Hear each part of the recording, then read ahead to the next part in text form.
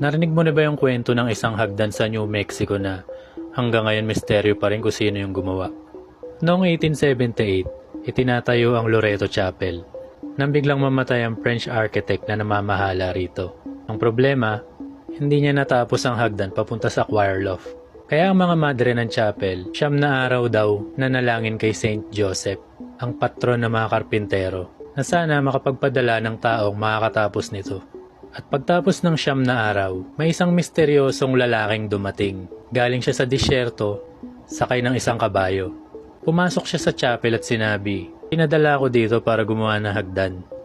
At ang nakakabaliw na part, sa loob lang ng 3 buwan, tinapos niya mag-isa ang isang napakagandang spiral staircase. Pero pagkatapos niya tumagawa, bigla siyang nawala. Hindi niya siningil ang mga madre.